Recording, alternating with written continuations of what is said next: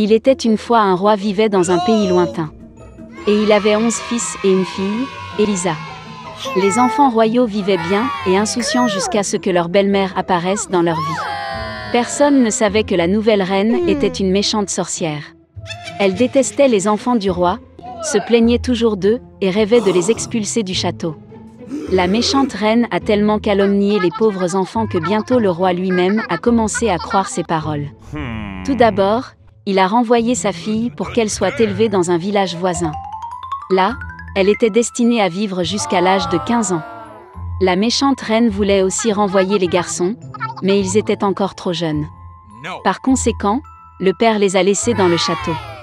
Et puis un jour, une méchante sorcière entra dans la chambre des enfants et jeta un sort sur les fils du roi. Elle les a transformés en 11 cygnes sauvages puis a ouvert la fenêtre. Et les garçons qui sont devenus des oiseaux ont volé hors du château. Les années ont passé et Élisa a eu 15 ans. Ce jour-là, elle est retournée au palais. En attendant l'arrivée du roi, la jeune fille a rencontré sa belle-mère, qui était en colère que la princesse vivrait maintenant dans le palais. Et Élisa, fatiguée de la route, ne remarqua pas comment elle s'était endormie. Ayant choisi le bon moment, la reine est entrée dans la pièce et a jeté un sort sur la fille. Soudainement, les cheveux de la princesse devinrent sales et négligés, et son visage changea et s'assombrit. À cette époque, le roi retourna au château. Sa fille lui manquait et rêvait de la rencontrer. En entrant dans la pièce, le roi vit que la fille sur le lit de la princesse ne ressemblait pas du tout à sa fille. Il s'est mis en colère et a ordonné d'expulser l'étranger du château. Élisa a dû passer la nuit dans la forêt. Le matin, elle s'est lavée dans l'étang, le sort s'est endormi et la fille est redevenue une beauté. Immédiatement, elle rencontra une gentille vieille femme. Elle a dit à la princesse que chaque soir, elle voyait 11 cygnes en couronne dorée au bord de la rivière. Puis Élisa est allée à l'eau.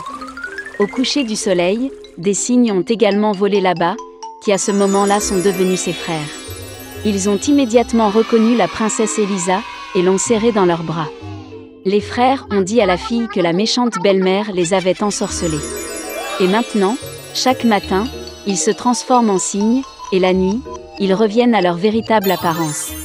Dans la matinée, les frères se sont redevenus cygnes et ont emmené Élisa avec eux, plaçant la fille dans un panier d'écorce de saule. La princesse était heureuse de voler dans le ciel avec ses frères. Il lui sembla que c'était un beau rêve, et bientôt elle s'endormit pour de vrai. Dans un rêve, la fée du château lui est apparue, qui lui a dit comment vous pouvez sauver les frères. Élisa devait choisir des orties et tisser 11 chemises pour les frères, mais ne rien dire, sinon les frères disparaîtraient à jamais. Le lendemain matin, la fille a commencé à ramasser des orties. L'herbe lui brûlait les mains, mais Élisa continuait de la cueillir. Soudain, la fille a été remarquée par un beau prince chassant à proximité. Il était fasciné par la beauté de la princesse et s'approcha d'elle pour lui dire bonjour. Mais Élisa se souvint de ce que la fée avait dit, et ne dit donc pas un mot. Le prince fut frappé par le silence de la beauté de la forêt, alors il la prit bientôt pour épouse et l'emmena dans son château.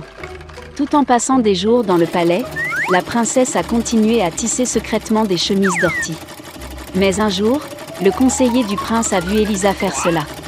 Il a répandu des rumeurs selon lesquelles la princesse était une magicienne la nuit et aurait dû être arrêtée.